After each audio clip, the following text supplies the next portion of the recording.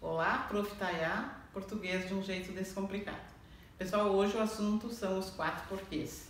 Antes de mais nada, quero contar para vocês que o porquê veio conversar comigo e fez uma fofoquinha. Ele disse assim: não aguento mais dizendo que sou porquê junto e porquê separado. Isso não existe, povo. Lembram das 10 classes gramaticais? Substantivo, artigo, adjetivo, numeral, pronome, etc. Pois é, só aqui nós temos 4 classes gramaticais: preposição, pronome, conjunção e substantivo. Isso daqui não é este separado. Este daqui não é este separado.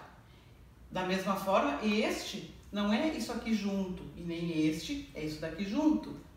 São palavras que nós temos que respeitar. Elas formam assim, ó, este mais este, vira o porquê, que a gente fala porquê separado. Não é. São 2 palavras, tá? E tem uma função. Vamos lá. Para facilitar um pouquinho, eu escolhi algumas palavras aqui para ficar mais fácil de entender. A gente até pode pôr outras aqui, tá? Mas vamos ficar com essas para ficar mais fácil. Olha, 2 palavras, quando eu posso trocar por 2 ou até 3 palavras, 2 por 2, fica mais fácil. Aí lá na minha frase que eu estou estudando, eu tenho que trocar por qual razão. O por qual é porque é o formato do porquê, 2 palavras. Eu posso trocar lá no estudo do meu porquê. Se é por pois ou por motivo, é uma palavra, então é o formato do porquê conjunção ou porquê substantivo. Eu só vou pensar se ponho ou não acento. Aqui, esse que tem acento porque ele é tônico. E ele vai aparecer normalmente antes de um ponto e vírgula, de um ponto de interrogação. Este daqui vai aparecer, ele sempre vai aparecer assim quando ele for substantivo, porque se você separar as sílabas, não é o porquê que a gente está separando, são as sílabas da palavra porquê. A gente percebe que é uma oxítona terminada em E. Oxítona terminada em E ou es, tem acento. Como monossílabo tônico terminado em E tem acento. Vamos lá. Tenho aqui uns exemplos. Vamos ver se a gente troca por 3 ou 2 palavras ou por uma. E depois a gente pensa se tem acento ou não. Já deixei prontinho ali. Exemplo número 1. Ela falou aquilo por quê? Por qual razão? Então, é uma dessas formas aqui. 2 palavras, 2 palavras. Ela falou aquilo por quê? Acento no que está próximo do ponto de interrogação.